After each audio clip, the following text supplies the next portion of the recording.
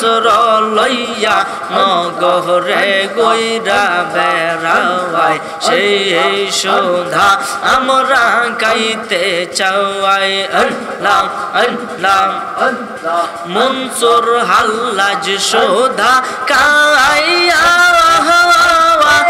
আনাল হকই মাতাল হইয়া আল্লাহ নিজকে নিজে খুদা কইয়া নিজকে নিজে খুদা কইয়া শুলিতে বাবা প্রাণ হারায় সেই সুধা আমরা খাইতে চাওয়াই আল্লাহ আল্লাহ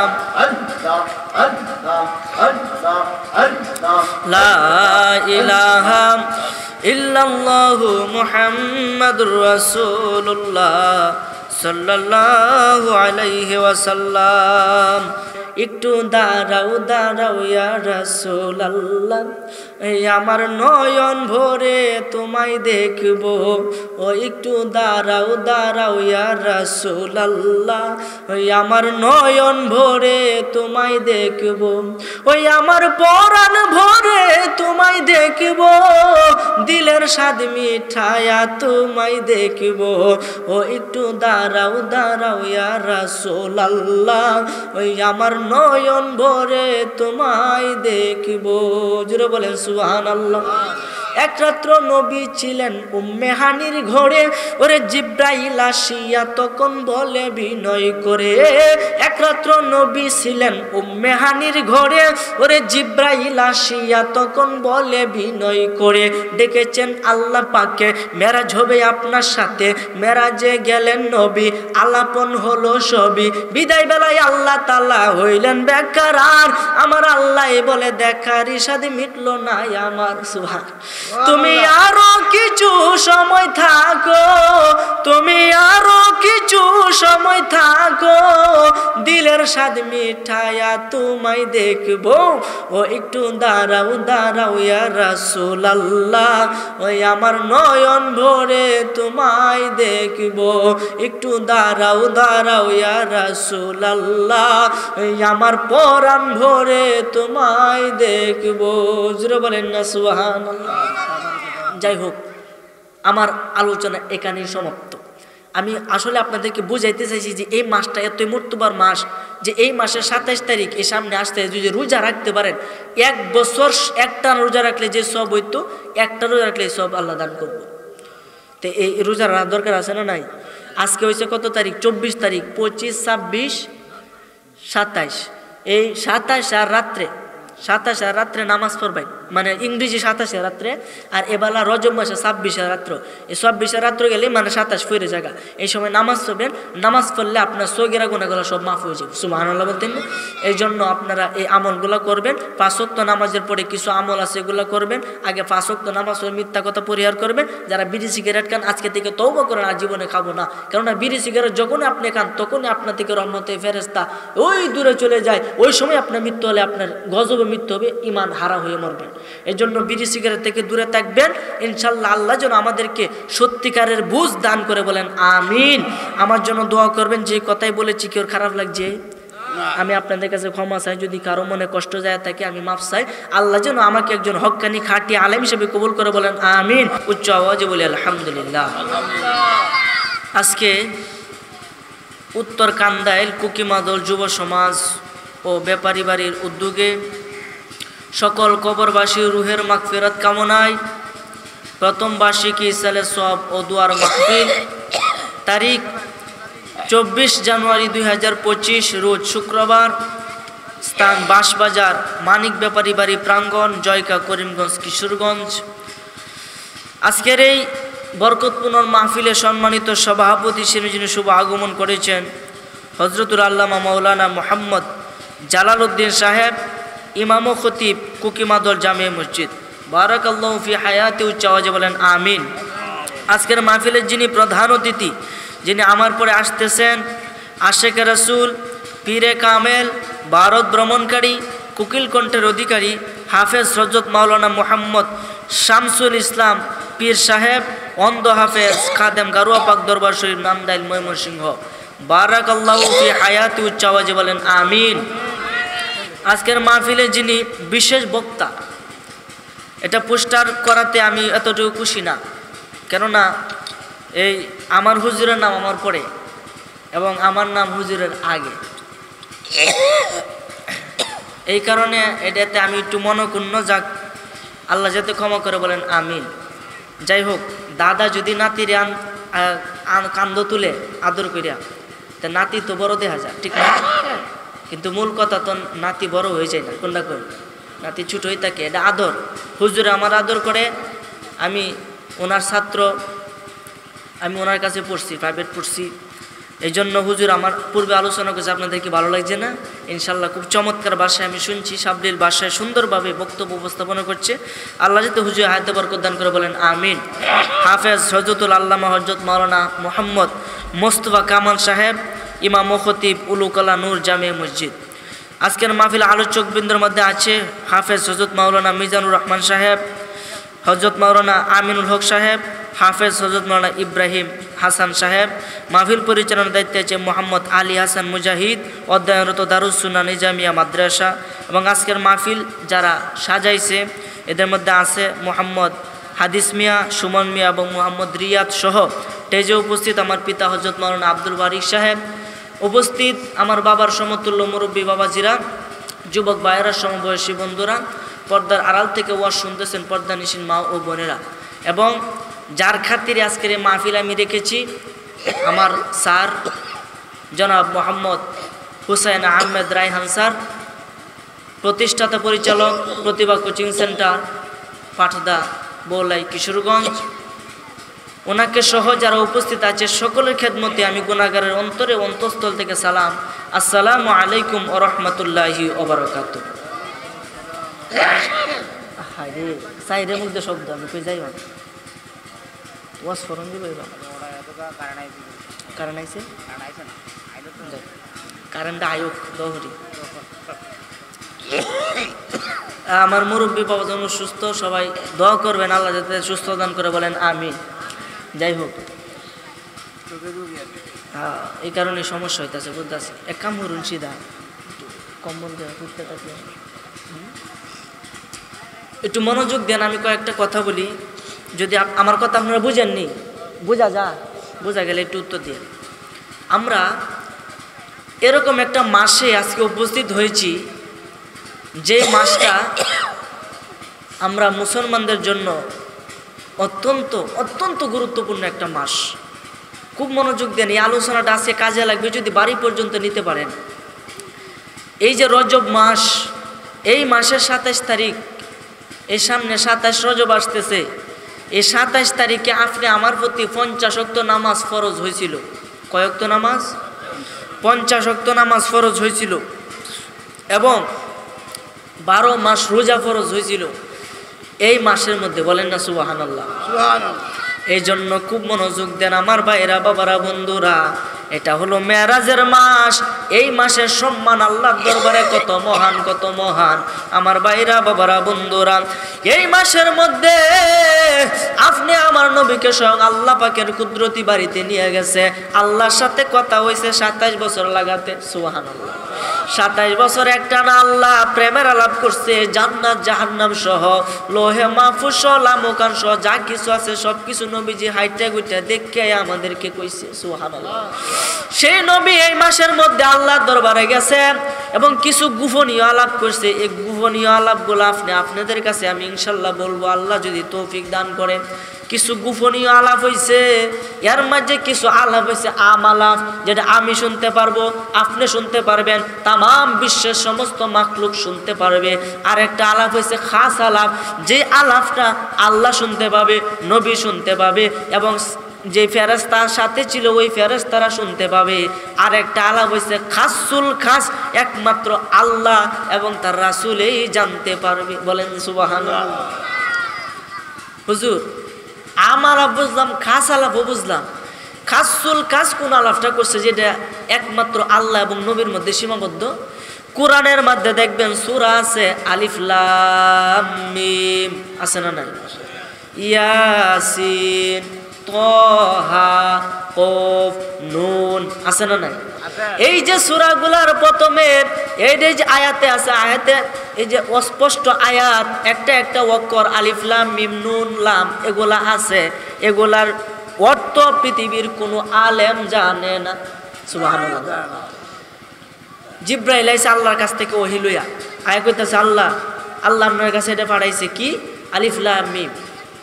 নবীজি কইতাছে হ্যাঁ বুঝছি, যাওগা। বলে সুবহানাল্লাহ। কিরে বুঝছে?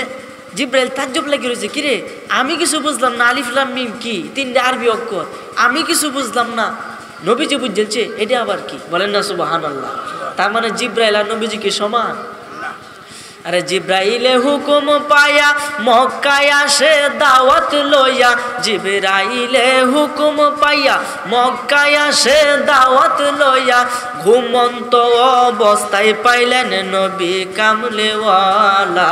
আরে ঘুমন্ত অবস্থায় পাইলেন নবী কামলেওয়ালা, সেই খুশিতে পড় সবাই দুরুদ সল্লে আলা, সেই খুশিতে দুরুদ সল্লে আলা। জোরে বলেন না সুবহানাল্লাহ। এই জন্য ওই নবী কেমন নবী?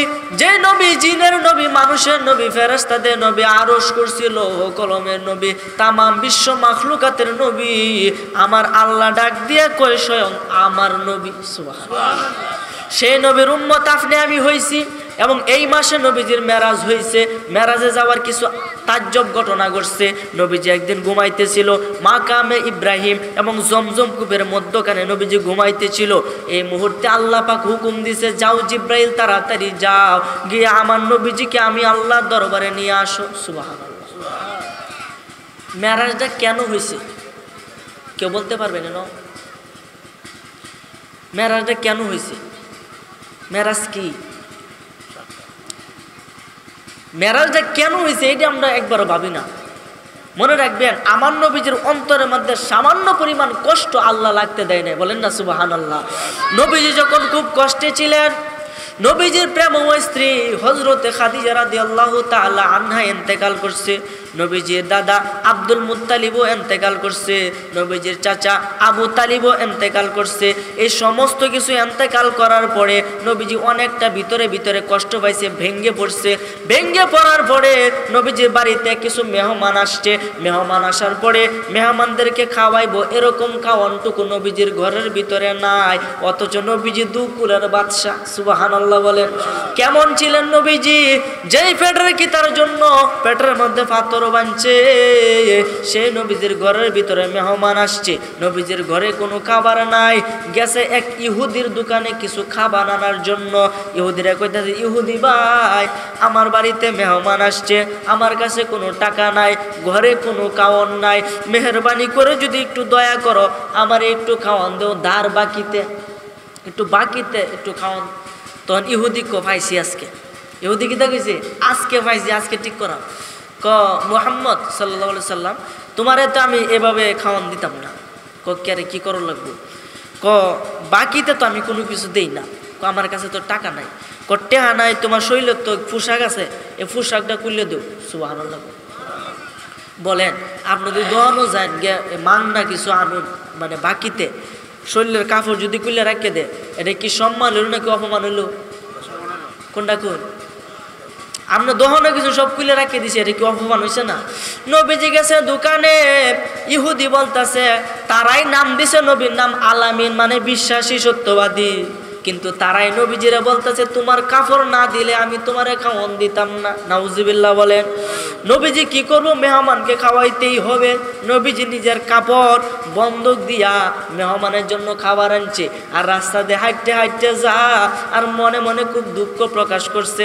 আহাই রে, আমি হইলাম নবী, আমি হইলাম দুকুলের বাদশা, আমি আল্লাহর পক্ষ থেকে সর্বশ্রেষ্ঠ নবী, আর আমার পোশাকটা বন্ধক রেখে আমাকে খাওয়ান আনতে হয়। আমি এতই গরিব হইলাম। সুবহানাল্লাহ বলেন। আমার আল্লাহর গায়ে সহ্য হলো না। নবীজি মনে মনে এই চিন্তা করার পরে দিয়াই আল্লাহ জিব্রাইল আমিনকে পাঠায় দিল, জিব্রাইল তাড়াতাড়ি যাও আমার নবীকে কিছু প্রশ্ন করো। জিব্রাইল আইছে, আয়া নবীজিরে জিগাইতেছে, ইয়া রাসূলুল্লাহ, ইয়া হাবিবাল্লাহ, নবী গো, ও মায়ার নবী, দয়ার নবী, নবী গো,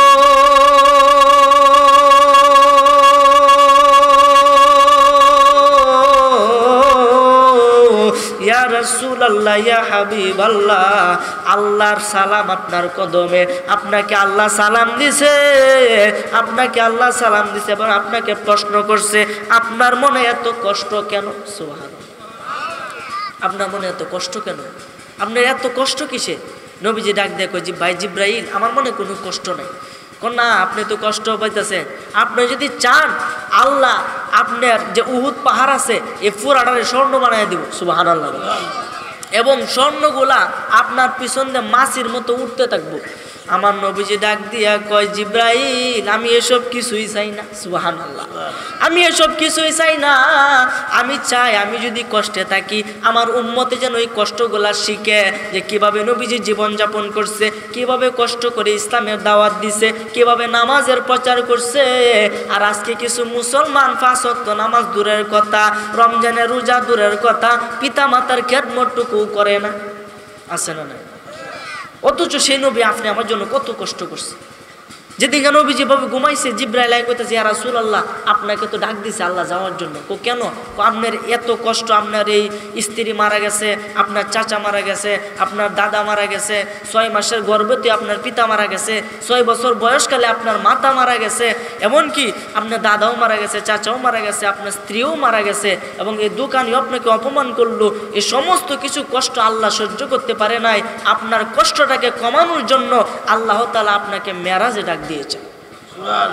এই মেরাজ এই কারণে হয়েছে নবীজিকে খুশি করার জন্য। চিন্তা করেন, যখন জিব্রাইল আল্লাহ পাকের পক্ষ থেকে একটা বুরাক নিয়ে আসলো, আয়েশা বলতেছে, ইয়া রাসূলুল্লাহ, ইয়া হাবিবাল্লাহ, নবী গো, আপনাকে তো আল্লাহর কাছে মেরাজ করতে হবে, আল্লাহর সাথে প্রেমের আলাপ করতে হবে। ঠিক আছে। নবীজি ঘুম থেকে উঠছে, জমজমের পানি দ্বারা ওযু করছে, ওযু করে বুরাকে উঠছে, বুরাকে উঠটা গেছে গা বাইতুল মুকাদ্দাসে, যেটা জিনেরা বানাইছে। হযরতে সুলাইমান আলাইহিস সালাম উনি জিন দ্বারা ওই মসজিদ বানাইছে। সুবহানাল্লাহ। জিন দ্বারা কিন্তু এই ফিলিস্তিনের মসজিদ যেটা লয়ে যুদ্ধ হইতেছে, ফিলিস্তিনের যে মসজিদ, মসজিদে আকসা, এটা লয়ে যুদ্ধ হইতেছে, এটা জিন দ্বারা হযরত সুলাইমান আলাইহিস সালাম বানাইছিল। যখন এটা কাজ শুরু করছিল, ওই মুহূর্তে সুলাইমান আলাইহিস সালামের মৃত্যুবরণের সময় হয়েছিল।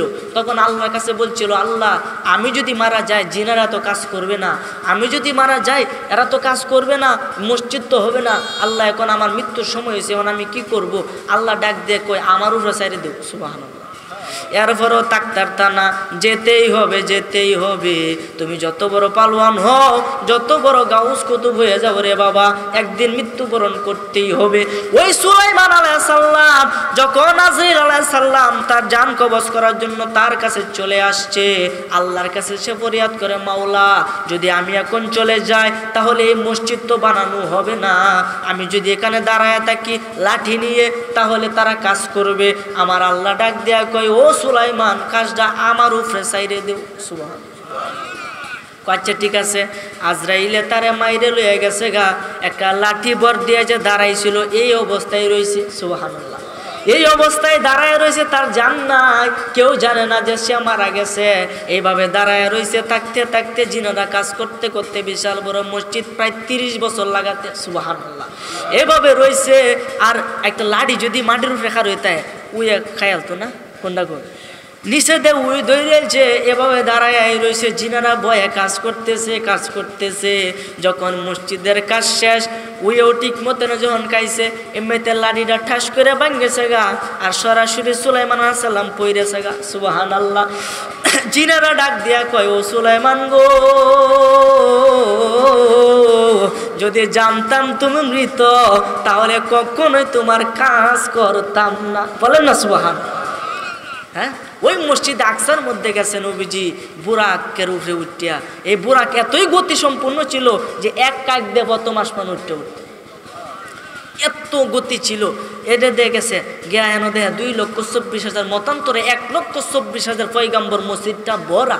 কেন কেন তারা কেন তারা আল্লাহর কাছে ফরিয়াদ করছে, আল্লাহ তোমার নবীজিরে ওই রুহুর জগতে দেখছিলাম, এখন সরাসরি যদি দুনিয়ার মধ্যে একটু দেখতাম। সুবহানাল্লাহ বলেন না। এই কথা বলে এই মসজিদের ভিতরে গেল, গিয়া 2 রাকাত নামাজ পড়লো। নামাজ পড়ে আবার ওইখান থেকে রওনা দিল। খুব লম্বা কাহিনী সংক্ষেপে বলতেছি। রওনা দিল প্রথম আকাশে দুয়ারে চলে গেল। গিয়া জিব্রাইলে ডাক দেয়া কয়, দরজা খুলো দরজা খুলো দরজা খুলো। খেলা আমি জিব্রাইল। সাথে নবী মুহাম্মদুর রাসূলুল্লাহ সাল্লাল্লাহু আলাইহি ওয়াসাল্লাম। দরজাটা খুলছে, প্রথম আকাশে উঠছে।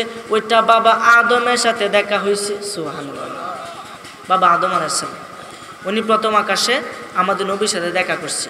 নবীজিকে আলিঙ্গন করছে, আহলান সাহালান মারহাবা, নবীজিকে স্বাগতম জানাইছে। 7টা আকাশ কয়টা? 7টা আকাশে 8 জন নবীর সাথে দেখা হয়েছে। সুবহানাল্লাহ বলে। 8 জন নবীর নাম কি কইতাম নি, কোনটা কই একটু জান্নাত হাওয়ালা। প্রথম আকাশে উঠছে, উঠতে হযরত আদম আলাইহিস সালামের সাথে দেখা হয়েছে। দ্বিতীয় আকাশে উঠছে হযরত ঈসা আলাইহিস সালাম এবং হযরত ইয়াহিয়া আলাইহিস সালাম, ওই 2 জন নবীর সাথে দেখা হয়েছে। তৃতীয় আকাশে উঠছে, ওইখানে হযরত ইউসুফ আলাইহিস সালামের সাথে দেখা হয়েছে। চতুর্থ আকাশে উঠছে, হযরত ইদ্রিস আলাইহিস সালামের সাথে দেখা হয়েছে। পঞ্চম আকাশে উঠছে, ওইখানে হারুন আলাইহিস সালামের সাথে দেখা হয়েছে। ষষ্ঠ আকাশে উঠছে, ওইখানে হযরত মুসা আলাইহিস সালামের সাথে দেখা হয়েছে। সপ্তম আকাশে উঠছে, ওইখানে হযরত ইব্রাহিম খলিলুল্লাহ আলাইহিস সালাতু ওয়াস সালামের সাথে দেখা হয়েছে। সপ্তম আকাশের উপরে তাকায়া দেখে বাইতুল মামুর, একটা কাবা ঘর। দুনিয়ার মধ্যে যেমন কাবা, ওইখানে আছে এমন কাবা।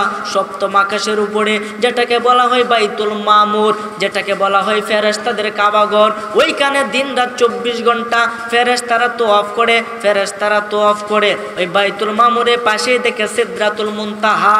সিদরাতুল মুনতাহার মধ্যে দেখে একটা বড়ই বৃক্ষ, বড়ই গাছ। ওই গাছের পাতার মধ্যে আপনি আমার সকলের হায়াত লেখা। ওই গাছ পার হয়ে লামুকাম পাড়ি দিয়ে 70,000 নূরের পর্দা পাড়ি দিয়ে এক একটা পর্দা থেকে এক একটা পর্দা দূরত্ব 500 বছরের রাস্তা। এভাবে 70,000 নূরের পর্দা পাড়ি দিয়ে আল্লাহ পাকের আরশে আজিমের মধ্যে পৌঁছে গেছে। কারণ আইছে জিকির করেন লা ইলাহা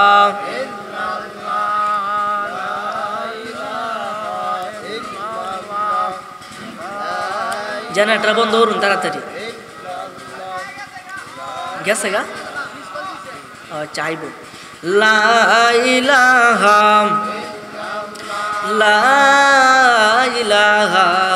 ইল্লাল্লাহু মুহাম্মাদুর রাসূলুল্লাহ। যদি এরা না থাকতো তা আমি আমার মতে ওয়াজ করলাম এবং আমার ভালো লাগলো, কারণ আপনারা বুঝতেছেন আমার কথাগুলা। এটা যদি না থাকতো শব্দটা আসলে চমৎকার হইলে কথা কোন ঠিক কিনা।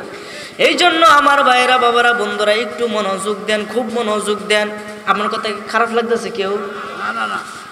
ওই বাইতুল মামুর পার হয়ে সিদরাতুল মুনতাহা পাড়ি দিয়ে সরাসরি হয়েছে আল্লাহ পাকের আরশে আজিমে। সিদরাতুল মুনতাহায় যখন পার হবে, ওইখানে দেখে নূরের জগৎ। জিব্রাইলে ডাক দিয়ে কই, ইয়া রাসূলুল্লাহ, আর সামনে যেতে পারবো না, আমাদেরকে ক্ষমা করেন। এইভাবে যখন যাইতেছে, জিব্রাইলও ফেল, বুরাকও ফেল। তখন আল্লাহ পাকের পক্ষ থেকে রফরফ নামক একটা বুরাক আসছে। ওই বুরাকও ফেল। তখন আরো শক্তিশালী বস্তু দ্বারা নবীজিকে আল্লাহ পাকের আরশে আজিম পর্যন্ত নিয়ে গেছে। ওইখানে গিয়া দেখে নবীজির পায়ে জুতা। সুবহানাল্লাহ।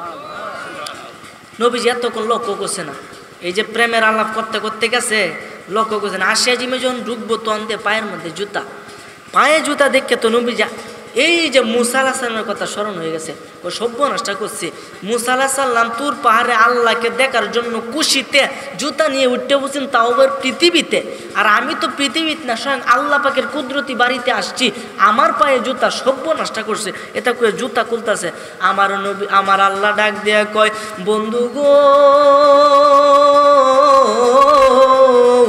ও বন্ধু, আপনি কি করেন? জুতা কেন খুলেন? আপনি তো মুসা নবী না। সুবহানাল্লাহ। আপনি মুসা নবী না, আপনি মুসা কালিমুল্লাহ না, আপনি ঈসা রুহুল্লাহ না, আপনি আদম সফিউল্লাহ না, আপনি দাউদ খলিফাতুল্লাহ না, আপনি তো ইসমাঈল জাবিহুল্লাহ না, আপনি হইলেন মুহাম্মাদুর রাসূলুল্লাহ। সুবহানাল্লাহ। আপনি জুতা খুলেন কেন? আল্লাহ জুতা কেড়ে খুলতেছি, মুসা আলাইহিস সালাম তোর পাহাড়ে জুতা নিয়ে উঠছেন, তোমাকে দেখার আগ্রহ সহ্য করতে না পেরে এত খুশি, আর তুমি ধমক দিছো, এই মুসা নামো, এটা পবিত্র পাহাড়, তুমি জুতা নিয়ে উঠছো। তে আমি যে আয় পড়ছি তোমার সরাসরি তোমার কুদরতি বাড়িতে, তা আমার পাও যে জুতা, এটা কি বেয়াদবি হইতো না? আমার আল্লাহ ডাক দেয়া কই, বন্ধু গো তোমার পায়ের নিচে যে জুতা আছে, জুতার নিচে যে দুলাগুলা আছে, এই দুলার জন্য আমার আরশে আজিম পাগল হইয়া রইছে। কেমন নবী, হ্যাঁ? আর ওই নবীরে আমরা মানি না। হ্যাঁ, নবী যে বলছে দাড়ি রাখার জন্য আমরা সুন্দর থেকে শ্রেষ্ঠ লেগে দাড়িটি কামাই। আহা কি নবীর আসে। নবীজি কোনোদিন বিড়ি খাইছে গো? কোনটা কোন? তা আমরা খাই কেরে? হ্যাঁ, যাই হোক, বুঝতে হবে, তওবা করতে হবে। বিড়ি খাবেন আপনি মুসলমান, কোন ফতোয়ায় পাইছেন? বিড়ি তো নবীজি খাইছে না, নবীজি খাওয়ার আদেশও দেয় নাই। নবীজি সুদ ঘুষ থেকে মুক্ত ছিল, আমাদেরকে হারাম করে দিয়েছে আল্লাহ। সুদ হারাম, ঘুষ হারাম, ব্যবসাকে হালাল করে দিয়েছে। এখন আমরা ব্যবসার মধ্যে 2 নাম্বার কাজ করে মাফেম কম দেয়, কথা কোন ঠিক কিনা? আল্লাহ যাতে প্রত্যেকের হেদায়েত দান করে, বলেন আমিন। আল্লাহর সাথে কথা বলছে, আল্লাহর সাথে কথা বলার পরে আমার আল্লাহ ডাক দেয়া কই, বন্ধু গো দুনিয়ার রেওয়াজ মতে বন্ধু যদি বন্ধুর বাড়িতে যায় তাহলে কিছু লইয়া যা। আপনি যে আমি কোনো নবীকে আমার বাড়ি পর্যন্ত আনি নাই। হযরতে আদম আলাইহিস সালাম 1000 বছর আমি হায়াত দিছি, সেও আমার বাড়িতে আসতে পারে নাই। শেষে ঈসা আলাইহিস সালাম উনিও আমার বাড়িতে আসতে পারে নাই। একমাত্র আপনার নবীকে আমার বাড়িতে আনছি, মোহব্বত করি বইলেই তো আনছি। আপনি আমার জন্য কি আনছেন? সুবহানাল্লাহ। আচ্ছা বলেন তো, আল্লাহর কাছে কোনো কিছু অভাব আছে? আমার নবীজি কত সুন্দর জবাব দিছে, ডাক দেয়া কয়, মাওলা আমি এমন একটা জিনিস তোমার জন্য আনছি যে জিনিসটা তোমার কাছে নাই। ফেস লাগছে কি লাগছে না? আল্লাহ কইছে বন্ধু আমার জন্য কি আনছো? নবীজি কইছে এমন জিনিস আনছে তোমার তে নাকি। সুবহানাল্লাহ কইতেন না? তাই ওই নবী কেমন নবী আমার আল্লাহ তো জানে কি জানে না। জানার পরে আল্লাহ জিজ্ঞাসা, বন্ধু তুমি কি নিয়ে আসছো? আল্লাহ এমন একটা বস্তু আনছি যেটা তোমার কাছে নাই। আমার কাছে কি নাই? আমি তো সব কিছুর স্রষ্টা, সব কিছু পালন কর্তা, সব কিছু সৃষ্টিকর্তা। আমার কাছে নাই এরকম জিনিস তো পৃথিবীর মধ্যে কোনো, এই আকাশ ভূখণ্ড সহ উপরের মাটি নিচের মাটি সব কিছুই আমার অধীনে, আমার কাছে আবার নাই কোনটা? নবীজি ডাক দেয়া কয়, আত্তাহিয়াতু লিল্লাহি ওয়াস সালাওয়াতু ওয়াত তাইয়্যিবা। কেমনটা বুঝুন? আল্লাহ নবীজি কইতাছে তোমার জন্য আমার যে কাকুতি মেনুতি এনকেসারি, আমি দয়ার প্রার্থী, দয়ার বিজ্ঞানী তামাইছি। আল্লাহ তুমি কি কারো কাছে চাও? কন্যা তুমি কি কারো কাছে হাত পাতো? কন্যা তুমি কি কারো কাছে দয়া চাও? কন্যা তুমি কি কারো কাছে মাথা নত করো? কন্যা তুমি একটা তো না, তাহলে আমি এগুলা লইছি। সুবহানাল্লাহ। আল্লাহ রাব্বুল আলামিন খুশি হইয়া নবীজিরে ডাক দিয়া কয়, আসসালামু আলাইকা আইয়ুহান নাবিয়্যু ওয়া রাহমাতুল্লাহি ওয়া বারাকাতুহু। বলেন না সুবহানাল্লাহ। ও বন্ধু হাবিব, আপনার উত্তরে আমি খুব খুশি। একমাত্র আপনার উপরে, আর কের উপরে না, একমাত্র আপনার উপরে আমার শান্তি রহমত বরকত সব কিছু দিয়া দিলাম। আমার নবীজি তখন আমাদের কথা মনে হয়ে গেল, হায় রে আল্লাহ তুমি আমার সব বরকত দিছো, আমার উম্মতরা কি করবে? ওই নবী কেমন নবী রে বাবা, ওই কেন আমাদেরকে বলে নাই? নবীজি বলে, আসসালামু আলাইনা ওয়া আলা ইবাদিল্লাহিস সলিহিন। সুবহানাল্লাহ। বলেন যে আল্লাহ তুমি আমার যে বরকত দিছো, তুমি আমার যে রহমত দিছো, এই রহমতটা আমি একা নিতাম না, এটা আমার উম্মতের মধ্যে ভাগ কইরা নিলাম। এই কাণ্ড দেইকা আল্লাহ পাকের দয়া, নবীজির দয়া দেইকা এই সমস্ত ফেরেশতাগণ বলে উঠল, আশহাদু আল্লাহ ইলাহা ইল্লাল্লাহু ওয়া আশহাদু আন্না মুহাম্মাদান আবদুহু ওয়া রাসূলুহু। সুবহানাল্লাহ। এই আত্তাহিয়াতু মানে এই তাশাহুদটা আমরা নামাজের ভিতরে পড়ি কি পড়ি না? এটা ওইখান থেকে আইছে, মেরাজ থেকে আইছে। যে ব্যক্তি নামাজের ভিতরে এটা পড়বে সে ব্যক্তি জাহান্নামে যাবে না। সুবহানাল্লাহ। সে ব্যক্তি জাহান্নামে যাবে না। সুবহানাল্লাহর আস্তে কোন এটা কি এবার লইব না নামাজের ভিতরে পড়া লাগবে? তে নামাজ না পড়লে কি বেহেশতে যেতে পারবো কেউ? এই জন্য নামাজ পড়তে হবে, নামাজ ছাড়া বেহেশতে যাওয়া যাবে না। আসসালাতু মিফতাহুল জান্নাহ, নামাজ হলো বেহেশতের চাবি। এখন তালা আছে, চাবি নাই, তালা খোলার বাউ নাই, এই জন্য নামাজ পড়তে হবে, তাহলে তালা খুলতে পারবেন, তালা খুললে বেহেশতে যাইতে পারবেন। নবীজি কি করছে? সমস্ত কিছু হাইটা দুইটা দেখা জাহান্নাম দেখছে, জান্নাত দেখছে, দেখা দুনিয়ার মধ্যে আইছে, আয়া নবীজির একটা জান্নাত খুব পছন্দ হয়েছে। আল্লাহর কাছে কয়, আল্লাহ দয়া করে আমাকে ওই জান্নাতটা দান করে দেও। সুবহানাল্লাহ। তে জান্নাতটা কি সুন্দর কম না বেশি? সব কিছু দেখ কেন নবীজি এত পছন্দ হয়েছে, হওয়ার পরে নবীজি বলতেছে, আল্লাহ আমাকে ওই জান্নাতটা দান করে দেও। সুবহানাল্লাহ কইতেন না? দেখেন কত গভীরের আলোচনা, একটু মনোযোগ সহকারে শুনেন। যখন নবীজি এভাবে আল্লাহর কাছে দোয়া করে, আমার আল্লাহর কুদরতি কলিজার মধ্যে আগুন দইরা যায়। আমার আল্লাহ জিব্রাইলের মাধ্যমে ডাক দিয়া কয়,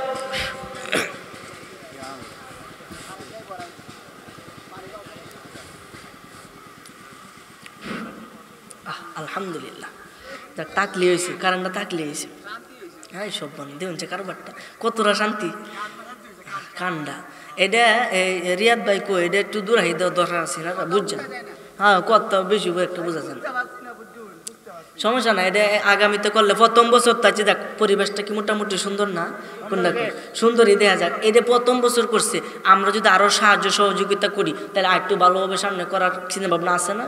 আমি তাকে অনুরোধ করবো যাতে সবসময় মাহফিলটা করে, বিশেষ করে মাহফিলটা সাজাইতে গিয়ে আমাকে যা বলা হয়েছে, মহিলারা বেশি সাহায্য করছে, মহিলারা মা বোনেরা বেশি সাহায্য করছে এই মাহফিলটার জন্য। আমি তাদের প্রতি কৃতজ্ঞ। আল্লাহ তাদের খেদমতকে কবুল করে প্রত্যেক মা মহিলাকে যেন রাবিয়া বসরির মতো আবেদা সলেহা বানায় দেয়, বলেন আমিন। তারা তো মায়ের জাত, কোনটা কোন? নিজের স্ত্রীও কিন্তু মা। কোন মা? আপনার সন্তানের মা। আর আপনার মাও মা, যে আপনার বাবার স্ত্রী। কথা কোন ঠিক কিনা? ধরো মায়েরই জাত, এই জন্য কোনটা মা এবং কোনটা স্ত্রী এটা চিনার দরকার আছে না? না চিনলে তো হইতো না। এই জন্য আসল নকল বুঝতে হবে, কোনটা স্বর্ণ জল করা, এটাও আপনাকে বুঝতে হবে। কার ভিতরে নবীর প্রেম আছে, কার ভিতরে নাই, এটাও আপনাকে দেখতে হবে। বক্তা কিন্তু হলেই চলে না। যার ভিতরে নবীর মোহাব্বত আছে, টাইটেল ফাঁস করা লাগে না, ওই ব্যক্তি প্রকৃত মুসলমান। আরে কোরআন হাদিস পড়লে সবাই আলেম তো হয় না, আরে কোরআন হাদিস পড়লে সবাই আলেম তো হয় না। আরে নবীর প্রেমে মজলো যারা, তারাই মাওলানা। সুবহানাল্লাহ। কি মনে করে? নবীর ভালোবাসার নাম হচ্ছে ঈমান। আল্লাহ ঈমান আলিমাল্লাহ মুহাব্বত আলাহু। যার অন্তরের মধ্যে নবীর মুহাব্বত নাই, তার ঈমানই নাই। কথা কোন ঠিক কিনা? এই জন্য আমার ভাইরা সর্বাবস্থায় নবীজিকে হাজির নাজির রাখবেন, নবীজির মুহাব্বতে নামাজ পড়বেন। নবীজির মুহাব্বত ছাড়া যদি নামাজ পড়েন, এই নামাজ আপনার কবুল হবে। মিরাজুল মুমিনিন, নামাজ হলো মুমিনের জন্য মেরাজ। সুবহানাল্লাহ। হাদিসে প্রমাণ আছে, নামাজের সুরত আছে। হাদিসে প্রমাণ আছে, নামাজে সুরত আছে। ওরে নামাজে মেরাজ হলো না, সেজদা তুমি দিলা কারে। আরে নামাজে মেরাজ হলো না, সেজদা তুমি দিলা কারে। নামাজে নামাজকে সরল পথে আনতে পারে। নামাজে ওরে যে নামাজের ক্ষমতা নাই, সেই নামাজ কেউ পইর না রে। যে নামাজের ক্ষমতা নাই, সেই নামাজ কেউ পইর না রে। নামাজে নামাজিকে খোদার পথে আনতে পারে। নামাজে বলেন না সুবহানাল্লাহ। আশেকের নামাজ পড়া, রুকু আর সেজদা ছাড়া। আশেকের নামাজ পড়া, রুকু আর সেজদা ছাড়া। ওরে আয়েশ আরাম নয় কবিরাম, সদাই তাকে ধ্যানের গড়ে। আয়েশ আরাম নয় কবিরাম, সদাই তাকে ধ্যানের গড়ে। নামাজে নামাজিকে সরল পথে আনতে পারে। নামাজে আদম হয় আল্লাহর সুরতে, দাগ লাগিলে চেহারাতে। ছাড়বে না নামাজিরে হাসরেতে। ঠিক না? ঠিক। আদম হয় খুদার সুরতে, দাগ লাগিলে চেহারাতে।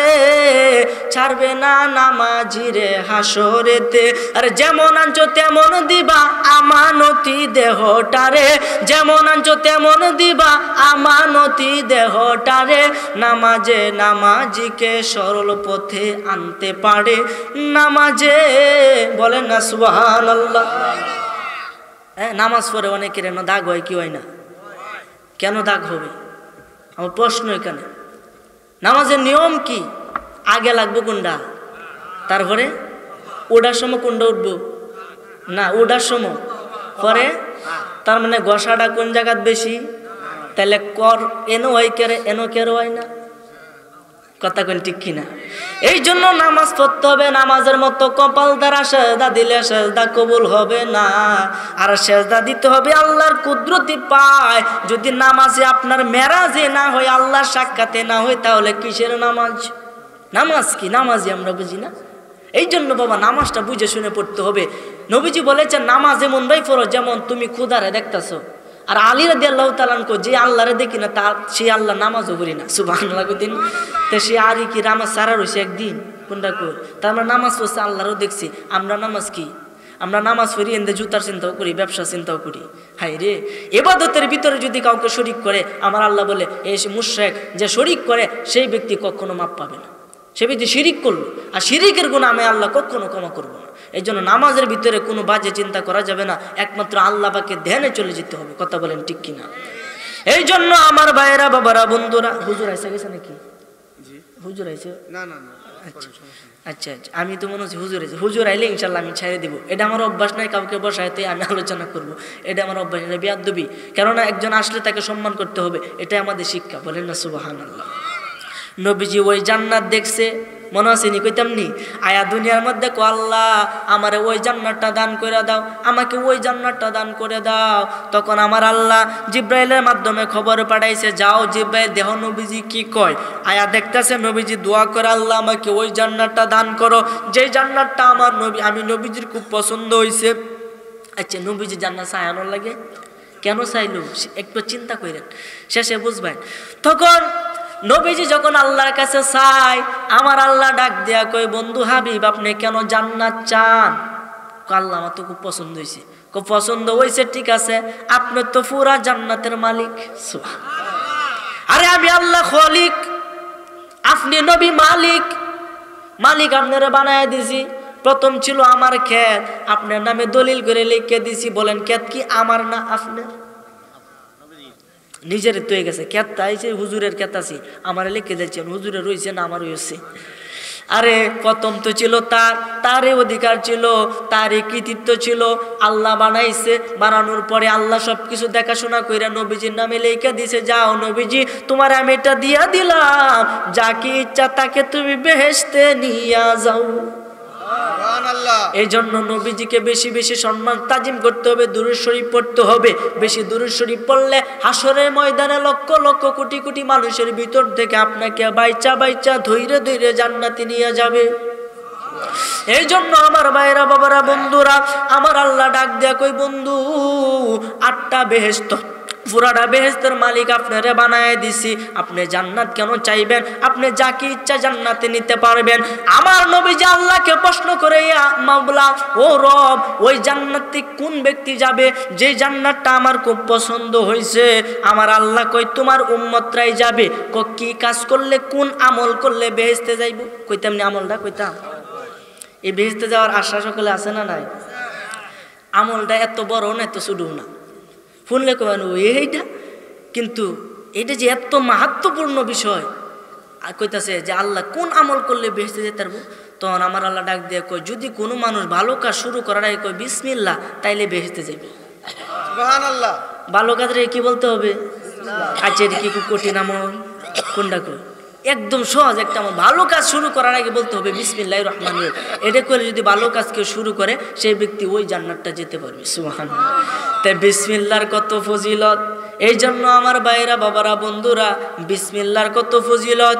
একদিন হযরতে ঈসা রূহুল্লাহ আলাইহিস সালাতু ওয়াস সালাম রাস্তা দিয়ে হাইটা যাইতেছে। ঈসা আলাইহিস সালাম রাস্তা দিয়ে হাইটা যাওয়ার সময় সামনে একটা কবর পড়ছে। নবীদের সামনে কবরের আযাব হয় নাকি শান্তিতে থাকে এটা দেখা যায়, কারণ আমার নবীজি একদিন তার সাহাবীদেরকে নিয়ে রাস্তা দিয়ে হাইটা যাইতেছে, এমন সময় সামনে 2টা কবর পড়ছে। আমার নবীজি ডাক দিয়ে কই, সাহাবীরা দাঁড়াও। কেন? কই যে সামনে 2টা কবর দেখতেছো, ওই কবর 2টার মধ্যে আযাব হইতেছে। সাহাবীরা প্রশ্ন করে, ইয়া রাসূলুল্লাহ, আমরা তো দেখি না, আপনি দেখেন কেমনে? আমি তো তোমার মতো না। তো নবীজিকে আমাদের মতো বলা যাবে? আরে নবীজির সুরত কয়টা এটাই আমরা জানি না, শুধু বলি বাশারি বাশারি। আরে বাশার কি, বাশার কি? নবীজির সুরত হলো 5টা, এর মধ্যে উল্লেখযোগ্য হলো 3টা, সুরতে হাক্কি, সুরতে মালাকি, সুরতে বাশারি। সুবহানাল্লাহ। সুরতে হাক্কি মানে স্বয়ং খোদার সুরত। ওই হুজুর খুদার সুরত কিভাবে?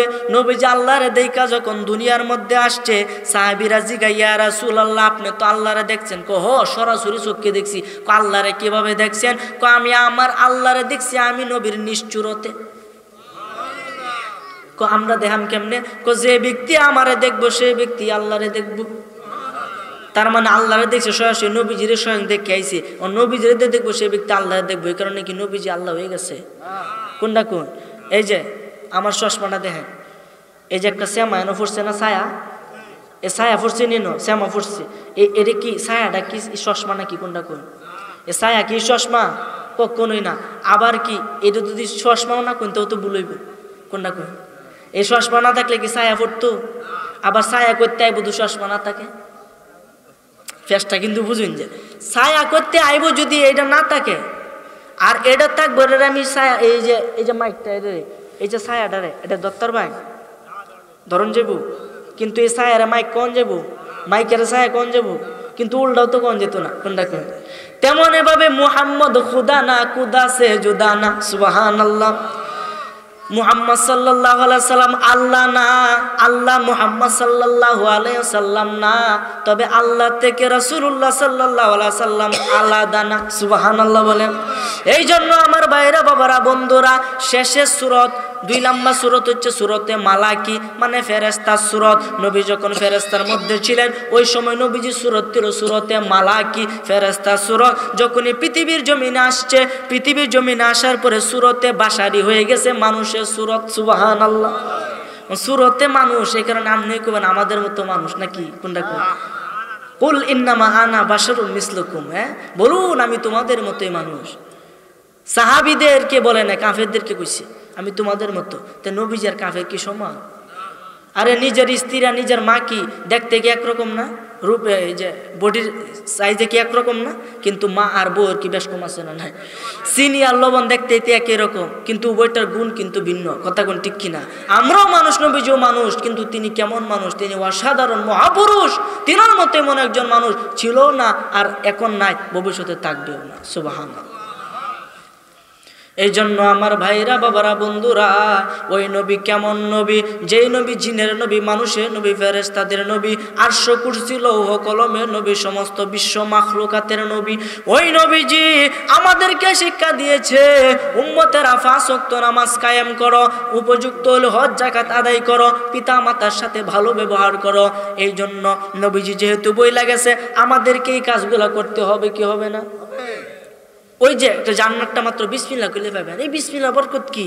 এই যে ঈসা আলাইহিস সালাম রাস্তা দিয়ে হাইটা যাইতেছে, সামনে একটা কবর পড়ছে, কবর যখন পড়ছে, কবর আযাব তো সে দেখছে, দেখার পরে বলতেছে, ঈসা আলাইহিস সালাম বলতেছে, আই রে কবরের মাঝে আযাব হইতেছে, এটা কইয়া তিনি গেছে গা। একটু পরে আবার ওই রাস্তা দিয়ে যখন আসতেছে, আসার পরে দেখে কবরের মধ্যে আর কোনো আযাব নেই। সুবহানাল্লাহ। কয় রকম হইল? কয় রকম?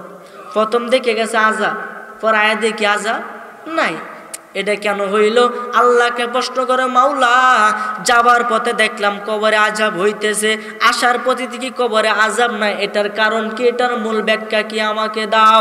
আমার আল্লাহ ডাক দিয়া কয়, ও আমার নবী ঈসা, তুমি শুনে রাখো, শুনে রাখো। ওই ব্যক্তি যখন মারা গিয়েছিল, ওই ব্যক্তির একটা স্ত্রী ছিল, যে স্ত্রীটার পেটে একটা সন্তান ছিল। ওই সন্তানটা ভূমিষ্ঠ হয়েছে, হওয়ার পরে সে এখন একটু বড় হয়েছে। আজকে সে মক্তবে গেছে, হুজুর তারে পড়াইছে বিসমিল্লাহির রহমানির রহিম। সুবহানাল্লাহ বলেন। আজকে তারে পড়াইছে হুজুরে বিসমিল্লাহির রহমানির রহিম। ও ঈসা তুমি শুনে রাখো, শুনে রাখো, যে সন্তান, যে পিতা মাতার সন্তান দুনিয়ার মধ্যে আমি আল্লাহর নাম উচ্চারণ করে, আমি আল্লাহর নাম স্মরণ করে, আমার নামে জিকির করে, ওই ব্যক্তির বাবাকে আমি কিভাবে কবরে শাস্তি দিব? এই জন্য আপনার সন্তানকে, একটা সন্তানকে অন্তত মাদ্রাসাতে ভর্তি করেন। হাফিজি হোক, আলিয়া হোক, একটা ভালো শিক্ষায় শিক্ষিত করেন, যাতে আপনার জানাজাটা আপনার ছেলে পড়াইতে পারে। মনে রাখবেন, জীবনে অনেক পাপ কাজ করছেন, আপনার ছেলে আপনার জানাজাটা পড়াইলো, সেই ব্যক্তি নেককার, নামাজটা পড়াইলো, পড়ানোর পরে আপনার যত গুণ আছে আল্লাহ আপনার ছেলের ছেলে সব মাফ করে দিব। এই জন্য একটা নেক সন্তান করেন, একটা নেক সন্তান করে। দোয়া আমরা দিতাম না, দোয়া দিব আপনি সেরাই নিয়ে দিব, কথা কোন ঠিক কিনা? এই জন্য পিতা যদি ভালো হয় সন্তানও ভালো হবে। গাছ গুনে ফল, ফল গুনে গুড়া, বাপ গুনে বেডা, কথা কোন ঠিক কিনা? কারণ বাপে কা বিড়ি ফুতে কি এই আসমান উঠতে উত্তরবো? এটা তো জানি না কেন, কথা কোন না কেরে, ঠিক না বেটি? বাফে বিড়ি কা, গাঞ্জা কা, সিগারেট কা, আড্ডা দেন, নামাজ পড়া না একক তো, তার ছেলে কি করে আল্লাহর ওলি হয়ে যাবো গা? তার মতোই হবে। এই জন্য আপনাকে আমাকে আগে ভালো হইতে হবে, তাহলে আমাদের সন্তানাদি, আমাদের স্ত্রী, পাড়া প্রতিবেশী সব কিছু ভালো হইয়া যাবে। এই জন্য আমার ভাইরা, বাবারা, বন্ধুরা, মোমবাতির মধ্যে আগুন থাকলে আগুন দিলে চতুর্দিকে আলো ছড়ায়, আগুন না থাকলে আলো ছড়াইবে না। এই আগুন থেকে লক্ষ লক্ষ মানুষ আগুন নিতে পারবে, এরপর মোমবাতির আলো কমবে না, কথা কোন ঠিক কিনা? হয়তো মোমবাতি আস্তে আস্তে গলে নিচের দিকে যাবে, মানে তার হায়াত শেষ হইয়া যাবে, কিন্তু মোমবাতির আগুনটা কিন্তু ঠিক একই রকম থাকবে। তেমনি ভাবে যদি আপনি ভালো কাজ করেন, আপনি যদি ভালো হন, আপনার ছেলেও আপনার গুণে এইভাবে ভালো হবে, আপনার ভালোটা কমবে না, আপনার ছেলে দিন দিন বড় হবে, আর ছেলে ভালো হবে, তার ছেলে ভালো হবে। এইভাবে পৃথিবীর মধ্যে এক সময় আর খারাপ শক্তি থাকবে না, সব কিছুই একদিন ভালো হইয়া যাবে। এই জন্য মূলে হয়েছে আপনাকে আগে ঠিক করতে হবে, কথা কোন ঠিক কিনা? মূল যদি ভালো থাকে অবশ্যই আগা ভালো হবে। এই জন্য আল্লাহ যাতে আমাদেরকে সত্যিকার অর্থে সঠিক আমল এবং সঠিক বুঝ দান করে, বলেন আমিন। যাই হোক, আল্লাহর সাথে নবীজির কথা হয়েছে তিন শ্রেণীর। প্রথম কথা যে আল্লাহ 50 ওয়াক্ত নামাজ দিছে, নামাজ লই আইতাছে। প্রথম মুসা আলাইহিস সালামের সাথে দেখা হয়েছে। মুসা আলাইহিস সালাম আমি আপনাকে দেখার জন্য এখানে অপেক্ষামান, আপনি আল্লাহর কাছ থেকে আসে না, আপনার জন্য আল্লাহ কি দিছে? 50 ওয়াক্ত নামাজ দিছে, আপনি আবার যান। সুবহানাল্লাহ। কেন আমি আবার যাবো কেন? 50 ওয়াক্ত নামাজ আপনার উম্মতে পড়তে পারবে না, এই যে 5 ওয়াক্ত পড়তে বলে 50 ওয়াক্ত, চিন্তা করুন। তখন নবীজি আবার গেছে আল্লাহর কাছে, গিয়া মাওলা নামাজ কমাইয়া দেও। অনেক কাকুতি মিনতি করছে, নামাজ 5 ওয়াক্ত কমাইছে, রয়েছে 45 ওয়াক্ত। আবার আইছে মুসা আলাইহিস সালাম বারবার পাঠায় যে না, এরপর আপনার উম্মত পারবে না, আপনার উম্মত কমজোরি হবে, আপনার উম্মত দুর্বল হবে, আপনি আবার যান। গিয়ে আবার 5 ওয়াক্ত কমাইছে। এইভাবে কমাইতে কমাইতে কমাইতে কমাইতে 5 ওয়াক্তর মাঝে আনছে। রোজা দিছিল 12 মাস, মানে 1 বছর। এই কমাইতে কমাইতে আনছে 1 মাস, সামনে মার্চ মাস, রোজা আসতেছে। রাখবেন নি সবাই ইনশাল্লাহ? ইনশাল্লাহ রোজা রাখবেন। রোজা রাখলে যে কি উপকার। হ্যাঁ ইনশাল্লাহ। সময় সংক্ষিপ্ত হয়ে গেছে, আলোচনা আর সামনের দিকে আগাবো না, একটু হালকা শান টান দেয়া ইনশাল্লাহ শেষ করে দেন। কোনটা কোন আমার বইলা দিছে, ইনশাল্লাহ আমি এভাবে করবো না, খালি বাড়াই লইব। এই আল্লাহ যখন আইসে বা 5 ওয়াক্ত আনছে আর 1 মাস রোজা আনছে, এত কিছু নবীজি করার পরেও আমি কিন্তু পাপ কামে লিপ্ত আছি। হ্যাঁ, শেষে একটা আলাপ হয়েছে যে কি, এটা বলে আমি শেষ করে দিব, যে আমার উম্মত যদি কোনো ভালো নিয়ত করে, ভালো কাজের নিয়ত করে, সাথে সাথে আল্লাহ তার আমল নামায় একটা নেকি দান করে, এবং ওই ভালো কাজটা যখন ওই বান্দা করে ফেলে তখন তার আমল নামায় 10টা নেকি দান করে। সুবহানাল্লাহ। এবং এক বান্দা যখন খারাপ কাজে চিন্তা করে তখন তার আমল নামার মধ্যে গুনাহ লেখা হয় না। যখন ধারে কাছে জায়গা তখনও গুনাহ লেখা হয় না। গুনার কাজ করতেছে এরপরও গুনাহ লেখা হয় না। গুনার কাজ কইরেলছে এরপরে মাত্র একটা গুনাহ লেখা হয়। সুবহানাল্লাহ কইতেন না? এই যে আল্লাহর দরবার থেকে এটা নবীজি আনছে, এই নবীজি আমাদের জন্য অনেক কিছু করছে, নিজের জীবনটাই আমাদের জন্য দিছে। সেই নবীজির মোহাব্বত অন্তরে পয়দা করার দরকার আছে না নাই?